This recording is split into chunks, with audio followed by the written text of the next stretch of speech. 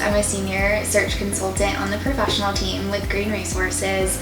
I work on administrative positions, marketing, HR, finance, anything within the scope of a professional atmosphere. I've been with Green for 3 years and interview candidates every day over the phone or in person.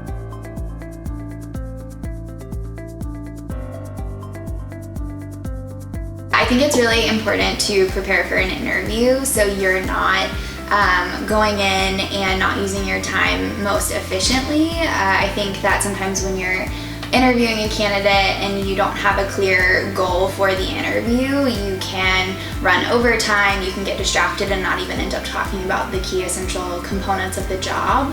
And I also think that if things seem a little bit chaotic or you don't seem as prepared, that doesn't always look good to the candidate. So while you're interviewing somebody to work at your company, they're also interviewing your company as if, you know, a place that they would want to work.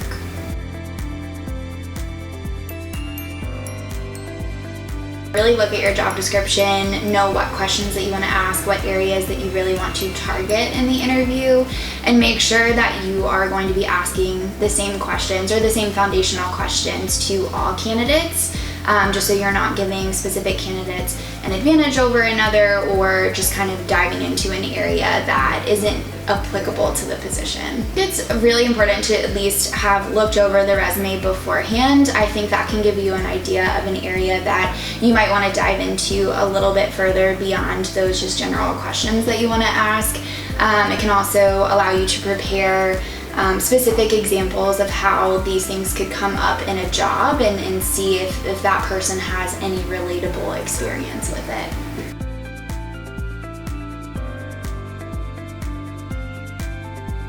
There are a couple different ways to interview. You have behavioral or situational, which we prefer at Green. There's a technical interview or preliminary technical challenge maybe, and then there's often panel interviews. So kind of diving into each one, like we said, we prefer behavioral. Behavioral focuses a lot on specific examples that candidates can give related to the position or a need. So you'll ask a question and that question could be, for example, like name a time or give me an example of when you've created a process in a previous position.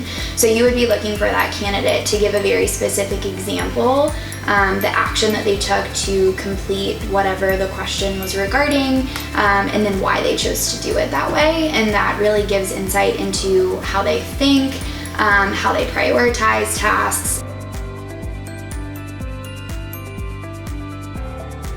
I feel like you could result to a technical interview depending upon the role that you have. So if a role is if a role requires a lot of technical components, I think a technical interview is important. So that could either be some type of assessment, it could be an in-person demo or presentation of some type of technical aptitude. I definitely don't think that you should start with a panel interview. I think the reason for a panel interview is if you have a lot of people that this person is going to be working with, so you want to ensure that their personality is going to mesh well with everybody on your team or within the department.